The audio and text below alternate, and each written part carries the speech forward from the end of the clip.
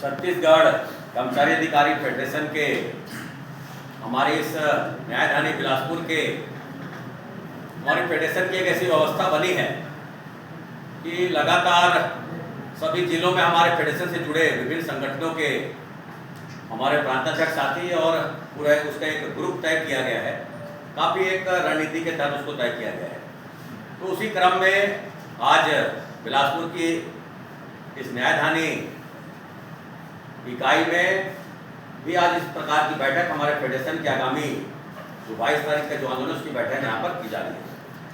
हमारे साथ आए हमारे साथी भाई पंकज पांडे जी, आदरणीय राम सागर कोसले जी, भाई जय साहू जी, मैडम जगदीप बजाज, इस जिले के संयोजक आदरणीय सोनी जी, और बहुत ही एक क्रांतिकारी रूप से और प्रेरणादायक रूप से एक सभी को जो जोड़ के रखे ऐसे हमारे कार्यक्रम के संचालक आदरणीय किशोर शर्मा जी, उपस्थित विभिन्न संगठनों के प्रांताध्यक्ष, जिलाध्यक्ष और हमारे फेडरेशन के पदाधिकारी और इस हमारे जिला शाखा बिलासपुर के तमाम अपने अपने संघों को उनकी मांगों को आगे बढ़ाते और फेडरेशन के तमाम आंदोलन को सफल करने वाले उपस्थित तमाम साथी, निश्चित रूप से पिछले कुछ घंटों से लगातार हम जो बात कर रहे हैं उसमें विषय यही है कि सरकार के पास हम अपनी मांगों को लगातार रखते रहे हैं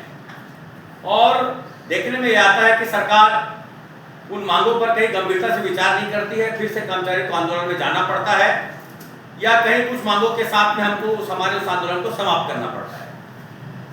मैं आपके इस बातों से मैं सहमत हूं साथियों, क्योंकि जब से हम शासकीय सेवक के रूप में हम सब लोगों ने अपने अपने विभाग में अपनी सेवाएं प्रारंभ की है, आप और हम सब जानते हैं कि हमें एक सिविल सेवा आचरण अधिनियम कि हमारी भर्तियां कैसे होंगी, हमारे पदोन्नति की व्यवस्थाएं कैसे होंगी, हमारे अधिकार क्या हैं, और अगर हमारे वो अधिकार पूरे नहीं होते तो हमने एक व्यवस्था बनाई संघ के माध्यम से, उसको हमको लेना कैसे है।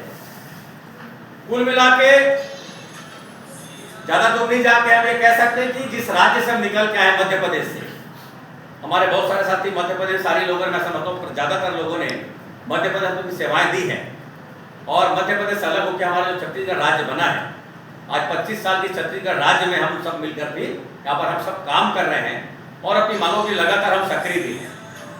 साथ ही आपको ये बात को भी जानना पड़ेगा और आप सभी जानते भी हैं कि मध्य प्रदेश के समय में हमारे ज्यादातर संगठन नहीं हुआ करते थे। बहुत सारे हमारे पुराने साथी जानेंगे इसको। एक चतुर्थ श्रेणी का हमारा एक कर्मचारी संगठन हुआ करता था, एक तृतीय श्रेणी का और एक राजपत्रित का, जिसको वहां पर एक संज्ञा दी गई थी कि ब्रह्मा, विष्णु और महेश, तीन ऐसे संगठन हुआ करते थे। अपनी बातों को लेकर सरकार के पास हम जाते थे और सरकार के पास ये तीनों संघ के रूप में अपनी बात को रखते थे। सरकार को हम एक अपनी मांगों के रूप में, हमें कह सकते हैं कि एक चेतावनी के रूप में हम सरकार के पास अपनी मांग को पूरा करने के लिए कहते थे, मांगे अगर सरकार मानती थी तो ठीक, और नहीं तो ब्रह्मा, विष्णु, महेश के द्वारा अगर कह दिया गया, नहीं तो हड़ताल तो पूरे प्रदेश में हड़ताल हो जाती। ऐसा भी एक माजरा था साथी। लेकिन आज ये स्थिति क्यों बनी है हमको ये भी समझना पड़ेगा। आज कर्मचारी संगठन के बारे में हमको जो चिंता करना पड़ रहा है, या जैसे नेतृत्व करता साथी नहीं, हमको ऐसा सोचना पड़ रहा है, आगे इसके पीछे कारण क्या है। सरकार उस समय से लगातार सक्रिय है साथी। सक्रिय किस बात के लिए कि कर्मचारियों के इस मजबूत ब्रह्मा, विष्णु, महेश जैसी इकाई को किस प्रकार से तोड़ा जाए, कैसे इनको विखंडित किया जाए, ये उनकी योजना थी वहां पर, और उसमें वो सफल भी हुए साथियों में कह सकते हैं। सफल कैसे हुए? अलग अलग हमारा केडर विभाग में हमारा अलग अलग संगठन बनने लगा। लगातार केडर विभाग में संगठन बनने के साथ साथ आप देखेंगे कि हमको जातियों के आधार पर भी हमको बांट दिया गया। अजात बन गए, अपाक्ष बन गए, ये हमको जाति के आधार पर भी बांटा गया। पटवारी संघ बन गए, केडर के रूप में हमको बांटा गया। शिक्षक संवर्ग के कई संगठन बन गए, हमको उन संवर्गों के आधार पर बांटा गया। लिपिक संवर्ग के हमारे संगठन बन गए, उस आधार पर हमको बांटा गया। हम लगातार बढ़ते चले गए साथी। आज उस मध्य प्रदेश से निकलकर हम छत्तीसगढ़ में आए। वो तो बंटवारा हमारे कर्मचारियों के बीच में जो एक विभाजन जो हुआ, या हमारी संख्या जो सरकार ने विभाजित करके जो बनाई, वो तो हमको यहाँ पर मिला ही हमको विरासत में छत्तीसगढ़ में, लेकिन यहाँ पर उसकी संख्या और बढ़ गई साथ। तो ये क्रम जो है लगातार आज भी वो जारी है। अब हम यहाँ पर कह सकते हैं कि ये तो सरकार की अपनी एक मंशा थी, उनकी चाल थी, लेकिन अब यहाँ पर क्या हो गया साथियों, हम अपने महत्वाकांक्षा को पाने के लिए, हम अपने नेतृत्व के ऐसी स्थिति को बनाने के लिए कि मैं ही हूं, ऐसा बताने के लिए अलग अलग कई प्रकार के संगठन बन गए साथियों। इसीलिए हमको बोलना पड़ता है कि फेडरेशन में 100 से अधिक संगठन जुड़े हुए हैं, हमको इसलिए बोलना पड़ता है। तो हमने भी एक तरकीब बनाई साथियों यहाँ पर कि सरकार ने अगर ऐसी योजना बनाई कि अलग अलग हमको बांटा, हमारे केडर में हम लोग बटे, लेकिन हम लोगों ने भी ऐसा एक व्यवस्था बनाया राज्य में छत्तीसगढ़ कर्मचारी अधिकारी फेडरेशन के नाम से कि सबको जोड़कर पूरे राज्य के सैकड़ों से अधिक कर्मचारी संगठन लेकर हमने छत्तीसगढ़ कर्मचारी अधिकारी फेडरेशन का निर्माण किया। कि सरकार के पास में अगर सरकार की नीति है तो हमारे पास में हमारे कर्मचारी अधिकारी, हमारे चतुर्श्रेणी कर्मचारी की भी नीति है कि सरकार से हम अपनी मांग और हमें हक अधिकार कैसे हम लेंगे, और आज उसी का एक नतीजा है साथियों। अब हम अगर आगे बढ़ते हैं इस 25 साल के हमारे राज्य में, तो आपको ये याद करना पड़ेगा कि हमारे यहाँ जो महंगाई भत्ते में जो सेंध मारने की जो कोशिश की गई है, कहां शुरुआत हुई। हमारे राज्य के जो पहले मुख्यमंत्री हुए माननीय अजीत जोगी जी, हमारे बहुत सारे साथियों को थोड़ा पीछे जाना पड़ेगा कि सबसे पहले हमारे छत्तीसगढ़ राज्य में माननीय अजीत जोगी के शासनकाल में हमारे महंगाई भत्ता पर सबसे डाका डालने का काम अजीत जोगी की सरकार में शुरुआत हुआ था। और वो व्यवस्था डॉक्टर रमन सिंह जी के पिछले 15 साल के भी उस शासनकाल में हमको यही दल हमको झेलना पड़ा, हमारे एरिया से हमको वंचित होना पड़ा। आज हम अलग अलग जो आंकड़ा हम जो बता रहे हैं, ये तो कई हजार करोड़ों की बात है जो राज्य के हमारे कर्मचारियों को, जो उनके परिवार का जो हक का जो पैसा है वो कर्मचारियों को नहीं दिया गया था। और वो क्रम बढ़ते बढ़ते पिछले भूपेश बघेल की सरकार में हम आए, उस 15 साल के बाद में वहां पर भी वो व्यवस्था नहीं कमोबेश, लेकिन बहुत हद तक छत्तीसगढ़ कर्मचारी अधिकारी फेडरेशन ने, आप देखेंगे आप अपने उस काल में आप जाके 19 से देखेंगे कि कितना खाई, जो एक खाई बड़ा जो खाई था उसको वहां पर हम लोगों ने पाटा भी साथियों। तो ये किसके बल पर? छत्तीसगढ़ कर्मचारी अधिकारी फेडरेशन के बल पर पाटा गया साथियों। चाहे वो डीए की बात हो, चाहे वो सेवन पे कमीशन में एचआरए की बात हो, ये छत्तीसगढ़ कर्मचारी अधिकारी फेडरेशन के बैनर तले आप सबके साथ मिलकर एक सरकार के पास जो दबाव बनाया गया, उसका ये नतीजा रहा कि हमने उसको ले पाया था। लेकिन हमें देखते हैं अब अगली सरकार, तो किसकी सरकार? विष्णुदेव साय की सरकार। फिर हमको थोड़ा पहले जाना पड़ेगा साथियों कि चुनाव के समय में क्या व्यवस्था बनी कि जैसे चुनाव का समय आया, या चुनाव के पहले हम कह सकते हैं कि भूपेश बघेल की सरकार में हमारे छत्तीसगढ़ कर्मचारी अधिकारी फेडरेशन का जब आंदोलन चल रहा था, तो मैं तो ये कह सकता हूं कि राजधानी रायपुर में विष्णुदेव साय जी जो आज इस राज्य के मुख्यमंत्री हैं, भारतीय जनता पार्टी के जो प्रदेश अध्यक्ष हुआ करते थे, हमारे फेडरेशन के मंच में आकर और वहां पर उन्होंने इस बात का आश्वासन और वचन दिया था कि जब हमारी सरकार बनेगी हम आपकी सारी मांगों को हम पूरा करेंगे। कोई दूसरा नहीं साथियों, आज जो राज्य के मुख्यमंत्री हैं उन्हीं के द्वारा इस बात को कहा गया था। बहुत सारे अलग अलग वीडियो भी मिलते हैं जिसमें विजय शर्मा जी, कहीं न कहीं हमारे जो रायगढ़ के जो विधायक हैं, जो वित्त मंत्री हैं ओपी चौधरी जी, ये भी अलग अलग मंचों पे जाकर हमारे कर्मचारी मांगों को पूरा करने की बात करते हैं, हमको नजर आते हैं। और मैं नहीं समझता कि कितने सारे विधायक लोगों ने भी ऐसा कहा होगा, लेकिन आज स्थिति ऐसी कहीं पर भी नहीं है कि हमारी मांगों पर सरकार गंभीर है साथी। बिल्कुल।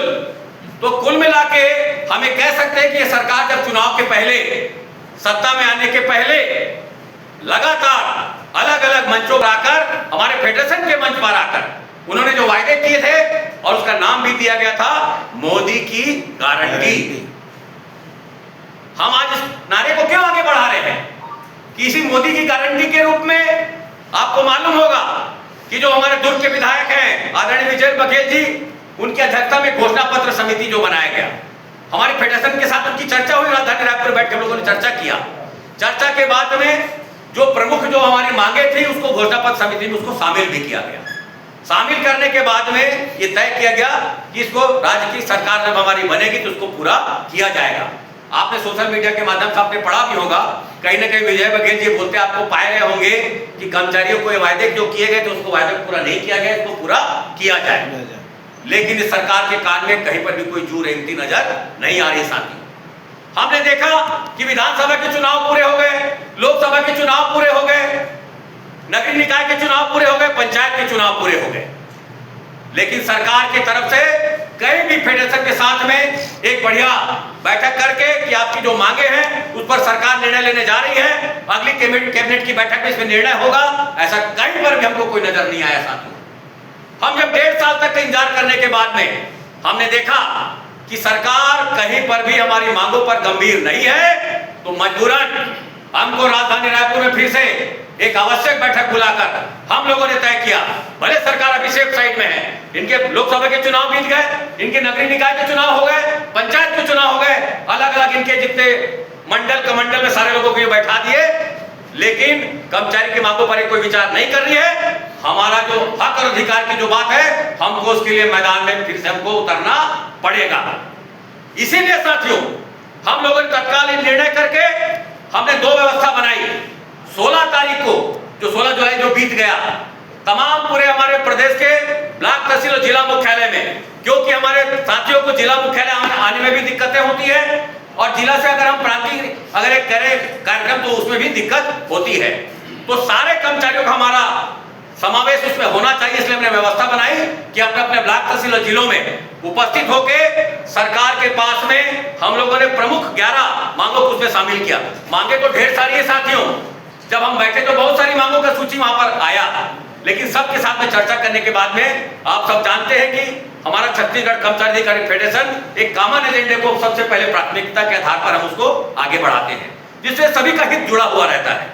चाहे हमारे चतुर्थ श्रेणी का कर्मचारी की बात हो, राजपत्रित की बात हो, चाहे वो हमारे तृतीय श्रेणी कर्मचारी की बात हो, इनके ऊपर वर्तमान में अभी आप देखेंगे कि हमारे जो शिक्षा कर्मी जो साथी वर्तमान में अब शिक्षक की भूमिका में है, उनका सम्मेलन हो चुका है। इसके अलावा संविदा और दैनिक वेतनभोगी कर्मचारी है, जिनको नियमितीकरण की जो बात है उसको भी यहाँ पर स्थान दिया गया है। बावजूद उसके साथियों, हमारी जो मांग है, कहीं पर भी हम ये बात नहीं कर रहे हैं कि राज्य में आपकी सरकार बन गई विधानसभा में तो कर्मचारियों को बोनस दिया जाए, हमें कहीं पर भी कोई बात नहीं कर रहे हैं। लोकसभा में 11 में 10 सीटें आ गई, बोनस दिया जाए कर्मचारियों को, हमें कहीं पर भी बात नहीं कर रहे हैं। हम जो बात कर रहे हैं, फिर से मैं वही बात कहता हूं कि हमारी जो मांग जो है वो हमारे अधिकार की बात है, हमारे सिविल सेवा आचरण के अधीन जो हमारी जो व्यवस्था जो बनी है हम उसकी बात कर रहे हैं, हम अपने वेतन के हिस्से की हम बात कर रहे हैं। तो क्या बात है यहाँ पर साथियों कि केंद्र के समान 1.5 दिनांक से महंगाई भत्ता दिया जाए। इसके अलावा 300 दिन अवकाश की हम बात कर रहे हैं, 4 स्तरीय पदोन्नति की हम बात कर रहे हैं, निःशर्त कंपनी नियुक्ति की हम बात कर रहे हैं, और सबसे मजबूत बात जो हमारे पिंगवा कमेटी जो पिछले शासन में जो व्यवस्था बनी थी, पिंगवा कमेटी का जो गठन हुआ था, फेडरेशन की कई दौर से बातचीत मंत्रालय में रायपुर में हुआ था, हम लोगों ने उनको दस्तावेज भी प्रस्तुत किया गया था। वहां पर बहुत सारे हमारे केडर की जो मांगे हैं, चाहे हमारे शिक्षक साथियों की बात हो, लिपिक साथी की बात हो, महिला पर्यवेक्षक की वहां पर बात है, अलग अलग बहुत सारे संवर्ग की जो मांगे, वेतन विसंगति का जो मामला है उसके बारे में वहां पर चर्चा करने के बाद में बहुत सारा उसका निराकरण भी हो चुका था। लेकिन वो सरकार बदल गई तो क्या हमारा वो जो सारा कुछ हुआ था जिन हमारे आईएएस अधिकारी के साथ वो तो नहीं बदले है ना। आज भी पिंगवा जो आईएएस है वो वहां पर अपने जगह में है, सरकार जरूर बदल गई। तो हमारा कहना है साथियों, पिंगवा कमेटी की रिपोर्ट सार्वजनिक कर उस पर अमल किया जाए, क्योंकि हमको पता है कि बहुत सारे केडर की जो वेतन विसंगति का जो मामला है उसमें निराकरण उसमें हो चुका है। अगर हम उसको छोड़ेंगे तो सरकार फिर से उसको लिंगारान करने के लिए एक निहारिका बारी कमेटी बनाई दी गई है, लेकिन हम उसके झांसे में नहीं आए हैं साथियों। हमने उस बात को पकड़ा हुआ है कि पिछले सरकार में जो फेडरेशन के साथ जो चीजें तय हुई थी, तो पिंगवा कमेटी की रिपोर्ट को सार्वजनिक करके उस पर अमल किया जाए। कुल मिला के साथियों, ये जो प्रमुख जो मांगे हैं इसको फेडरेशन ने वहां पर तय किया और फेडरेशन उसी बात को लेकर आगे बढ़ा कि पूरे प्रदेश के तमाम जिला और ब्लॉक तहसील मुख्यालय में 16 जुलाई को हमारे पूरे प्रदेश और ब्लॉक तहसील के जितने भी हमारे कर्मचारी, हमारे नेतृत्व करता जो साथी हैं, वो सब अभी एकत्रित होकर ब्लॉक तहसील और जिले में एसडीएम को ज्ञापन सौंपेंगे और जिलों में कलेक्टर को ज्ञापन सौंपा जाएगा। आप सब लोगों को मैं क्रांतिकारी बधाई देता हूं साथियों, आप लोगों ने उस कार्यक्रम को, आंदोलन को आप लोगों ने सफल बनाया। इसके अलावा हम लोगों ने उसी समय तय किया, अगर सरकार को इस पर निर्णय नहीं लेती है तो आने वाले दिन में, जिसकी तारीख है अभी 22 अगस्त, वैसे भी अगस्त का इतिहास के पन्नों में आप जाओगे तो एक अगस्त क्रांति के रूप में इसका जो अपना एक इतिहास है, हमने उसको ध्यान में रख के उसको आगे बढ़ाया कि 22 अगस्त को अगर सरकार हमारी मांग पूरा नहीं करती है तो एक दिन का टोकन स्ट्राइक किया जाएगा, जिसकी तारीख अभी 22 अगस्त है साथियों। हमको कोई किंतु परंतु करने की आवश्यकता नहीं है, हमको कोई कैसे होगा क्या होगा सोचने की आवश्यकता नहीं साथियों। सोचना यह है कि मैं अगर क्लास 4 का एम्प्लॉइज हूं, मैं अगर तृतीय श्रेणी का कर्मचारी हूं, मैं अगर राज परिषद का अगर अधिकारी हूं, तो सोचना यह है कि सरकार मेरे हक और अधिकार का पैसा मुझे नहीं दे रही है, मेरे हक और अधिकार का पैसा मुझको सरकार से लेना है। वो ये बीपी सोनी का काम नहीं है कि किशोर शर्मा या कौशिक जी का काम नहीं है, चंद्रशेखर पांडे का काम नहीं है। ये सब अपना अपना अधिकार सरकार से हमको लेना है, ये सबको सोचने की आवश्यकता है। और ये आप बात सब तक आपको पहुंचाने का आपकी जिम्मेदारी है। आप सबको बात को पहुंचाइए, सबको बताइए कि आपके हक और अधिकार का पैसा सरकार आपको नहीं दे रही है। आपके जो आपके परिवार का जो हक का पैसा है उसको सरकार नहीं दे रही है, लगातार आपसे एक प्रकार से छीन के आपसे सरकार अपने पास में रख ले रही है, उसको नहीं दे रही है। हमने बहुत ही सरलतम तरीके से एक व्यवस्था बनाई साथियों कि एरियस की जो राशि है उसको अगर आप नगद नहीं दे सकते, उसको जीपे के खाते में समाहित कर दिया जाए, ताकि कर्मचारी सीधे आपको देना नहीं पड़ेगा, सरकार के पास में जमा रहेगा। जब कर्मचारी उसको हर कर्मचारी उपयोग करता नहीं है, जब आवश्यकता पड़ती विभिन्न परिस्थितियों में तभी उसका उपयोग होता है। हमने ये भी सुझाव दिया है, बावजूद उसके साथियों ये सरकार आप देखेंगे कहीं पर भी कोई उस पर ठोस निर्णय नहीं ले रही है।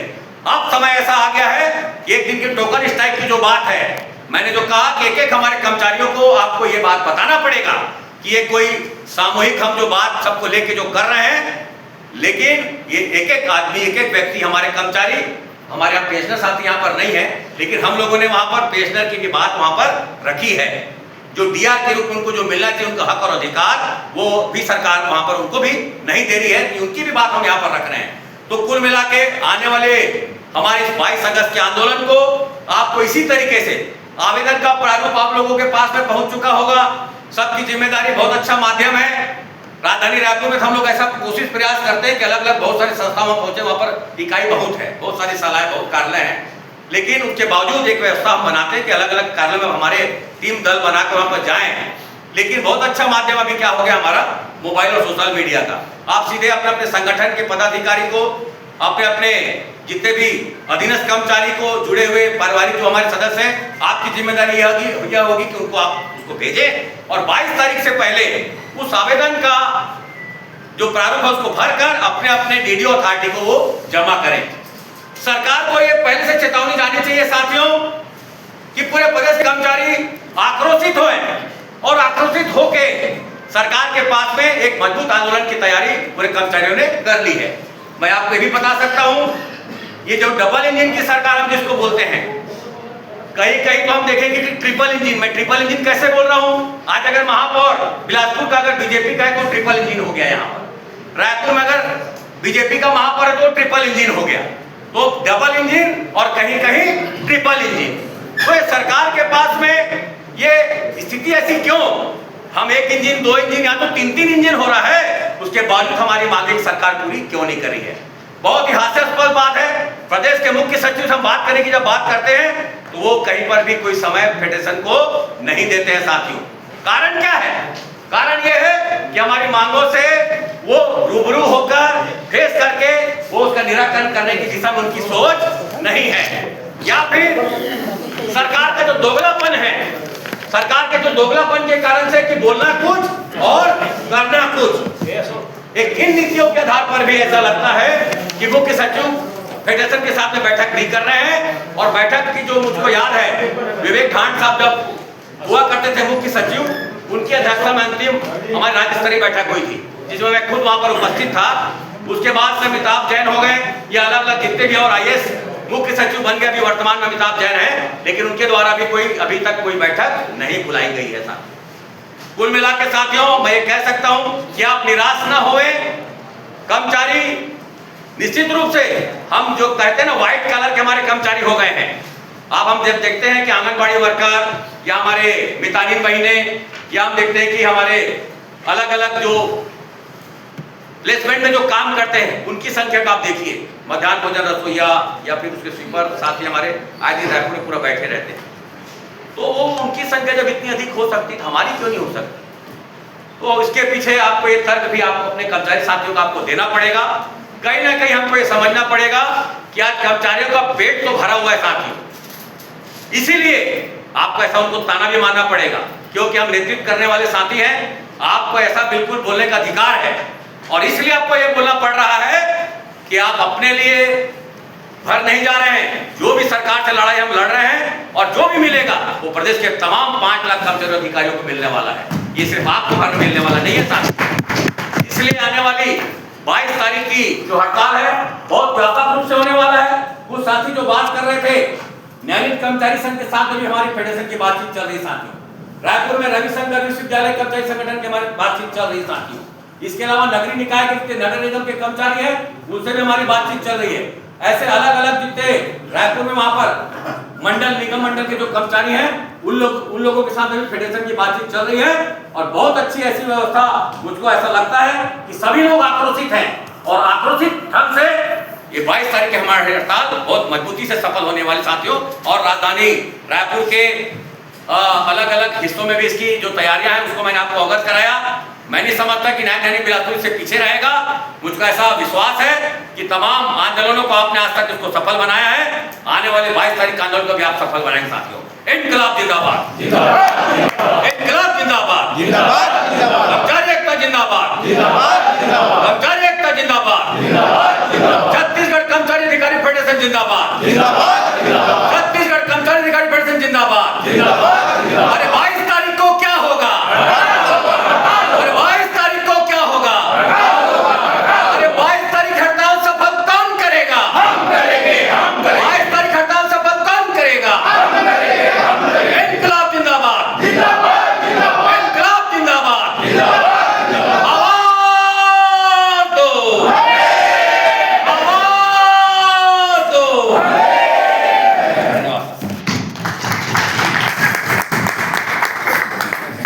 बहुत धन्यवाद आदरणीय तिवारी जी। फेडरेशन के आंदोलन के संबंध में, सभी मांगों के संबंध में उन्होंने जो विस्तार से आपके समक्ष अपने विचार रखे उसके लिए मैं बहुत बहुत आपको धन्यवाद देता हूं। जोरदार एक तालियां।